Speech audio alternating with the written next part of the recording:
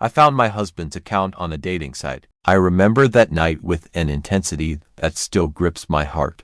The house was cloaked in a heavy, oppressive silence that mirrored the weight on my shoulders. Our lives had been unraveling like a frayed tapestry, thread by thread, ever since my husband's mental breakdown last year.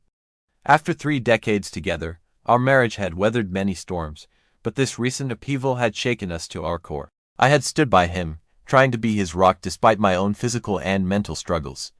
But lately, our connection felt strained, as if an invisible wall had grown between us, turning our once warm intimacy into a distant memory. He had dozed off on the couch again, something that had become increasingly frequent as our relationship deteriorated. His phone, that damn device that had become his escape, lay on his chest. I watched him for a moment, his face softened in sleep, and felt a pang of sorrow. There was a time when I would have found this scene endearing, a tender tableau of our life together. Now, it just underscored the growing chasm between us. I knew better than to wake him. He needed his rest, and truth be told, I needed some space to gather my scattered thoughts. I reached over, intending to gently remove the phone and place it between our pillows, a small ritual I had performed countless times before. But as I picked it up, something caught my eye. The screen was still on, and instead of the usual lock screen or some mindless game, there was a woman's face staring back at me. My heart skipped a beat, a chill creeping up my spine. I thought it might be porn, something I had reluctantly accepted over the years. But this felt different, more personal, more intimate. I leaned in closer, my pulse quickening as I realized it wasn't porn, it was a dating site. A wave of nausea rolled over me, my hands shook as I fumbled for my own phone, snapping a quick picture of the screen. My mind was a whirlwind of disbelief and betrayal. I backed out of the screen as quietly as I could, placing his phone where it had been, and tried to steady my racing heart. I lay there in the dark, the weight of the discovery pressing down on me, sleep an impossible feat. Every minute dragged by with agonizing slowness, the image of that dating profile seared into my mind. He woke up sometime later, and I watched through half-closed eyes as he reached for his phone. There was a brief moment of frantic searching, then he plugged it in and did something I couldn't make out. The guilt was thick in the air, a silent testament to his deceit. I felt a sharp pang of anger mingled with sadness, a confusing blend of emotions that made me want to scream and sob all at once. The following day, our interactions felt like an elaborate charade. I couldn't look at him the same way, and it was clear he sensed something was amiss. His behavior was different, more attentive, almost sheepish, as if trying to gauge whether I had seen anything. We had always been open with our phones, a mutual trust that now felt like a cruel joke. The thought that he might have changed his passcode crossed my mind, adding to the growing list of doubts and suspicions. I needed to talk to someone, so I confided in a close friend. Her reaction was a mix of shock and anger, mirroring my own turmoil. She suggested creating a fake profile on the dating site to see if we could find his profile. Reluctantly, I agreed, and to my dismay, it didn't take long for her to locate him. There he was, my husband of 30 years, with a profile meticulously filled out, indicating he was actively seeking something, or someone. Screenshots were taken, stark evidence of his betrayal. There were no messages in his inbox when we found the profile, but the fact that it existed was enough to shatter my already fragile heart. Our marriage had always been a complex tapestry of joy and sorrow. There was historical coercion that I had only recently come to fully understand, and was still grappling with. His insecurity had always been a looming presence, often suffocating me, and now it felt like it was reaching its zenith. He had even accused me of having an affair with a mutual male friend, a baseless and hurtful accusation that stung deeply. The irony of the situation was almost laughable, given the current state of affairs.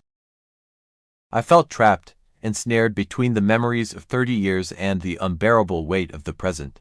The thought of confronting him was daunting.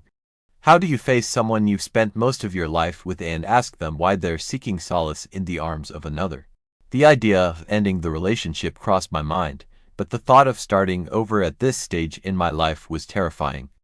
30 years is a long time to throw away, yet the prospect of enduring another 30 years of deceit and insecurity seemed even worse. I spent the next few days in a daze, replaying our life together in my mind. There were so many good memories, moments of genuine happiness and love. But those were now tainted by the cold, hard reality of his betrayal. I couldn't shake the image of that dating profile, the woman's face on his phone screen, the stark reminder of his secret life. Every interaction with him felt like a charade.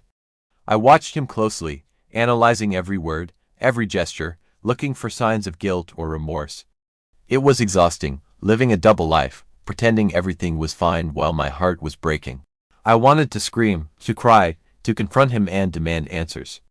But I also feared what those answers might be. The intimacy we once shared felt like a distant dream, a ghost of our past haunting me in the present. Our touch, once a source of comfort and connection, now felt foreign and awkward. I found myself recoiling from his attempts at affection, the warmth of his embrace replaced by a cold, hollow feeling. Our bed, once a sanctuary of whispered secrets and shared dreams, became a battleground of silent accusations and unspoken pain. Nights were the hardest, the darkness amplifying my fears and doubts, his presence beside me a constant reminder of the chasm that had grown between us. My friend continued to support me, offering a shoulder to cry on and a sounding board for my frustrations. She urged me to confront him, to take control of the situation, but I hesitated, unsure of how to approach the conversation without it turning into a full-blown confrontation. The fear of losing him, despite everything, still lingered. There were moments when I would look at him and see glimpses of the man I fell in love with, moments that made my heart ache with a longing for what we once had. One evening, as we sat together in the living room, the air thick with tension, I mustered the courage to bring it up. My voice trembled as I asked, "Is there something you need to tell me?" He looked at me, confusion clouding his features, then a flicker of defensiveness. "What do you mean?" he asked, his tone wary, as if treading carefully around a landmine.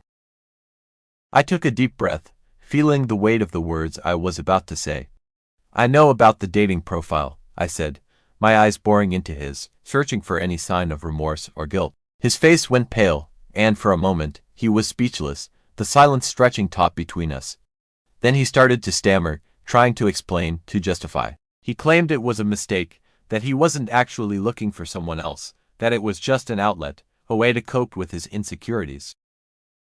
But his words felt like empty promises, the trust between us shattered like fragile glass. I told him how I found out, showed him the screenshots my friend had taken. There was no denying it, and he finally admitted to creating the profile. He begged for forgiveness, tears glistening in his eyes, promising it was a one-time lapse, that he never intended to hurt me.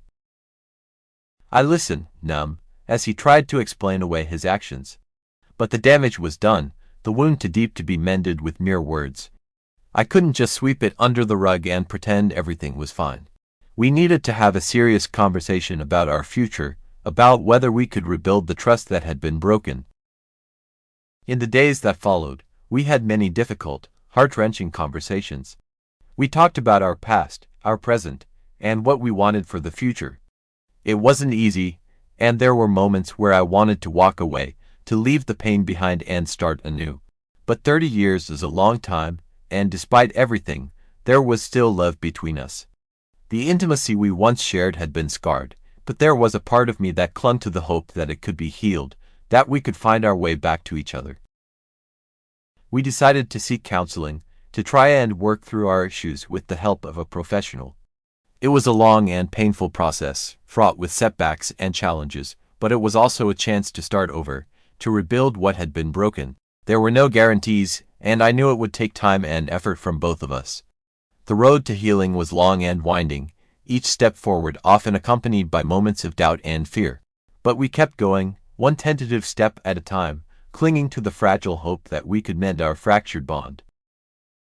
As we navigated this new chapter of our lives, I realized that forgiveness didn't mean forgetting. It meant acknowledging the pain and working through it together, setting boundaries and holding each other accountable. It meant being honest about our feelings and fears, supporting each other through the tough times and celebrating the small victories along the way. There were days where I felt like we were making progress, where a shared smile or a gentle touch would give me a flicker of hope. And there were days where the wounds felt fresh and raw, where the sight of him would make my heart ache with a confusing mixture of love and pain. The intimacy we once shared was slowly beginning to rekindle, the sparks of our past igniting small flames of connection. We started to explore each other again, both physically and emotionally, rediscovering the passion that had been buried under layers of resentment and hurt. Our moments together were tentative at first, filled with a cautious tenderness that gradually gave way to a deeper, more profound connection. There were nights where we would lie together, our bodies intertwined, and for a brief moment, the past would fade away, replaced by the warmth of our renewed intimacy. Looking back, I know that night changed everything. It was a turning point in our relationship, a moment of reckoning that forced us to confront our issues head-on. It wasn't easy, and there were times where I doubted if we would make it. But in the end, it brought us closer, made us stronger. Our story is still being written, each day a new chapter in the complex narrative of our lives. There are no guarantees of a happy ending, but we're committed to each other, to our marriage, and to the journey ahead. And for now, that's enough. The road to rebuilding our intimacy and trust is long and winding, but with each passing day, I find a little more strength, a little more hope that we can create a new story together. One where the scars of the past are not erased but are woven into the fabric of our love, making it stronger and more resilient. For now, that's all I can ask for, and perhaps, in time, it will be enough.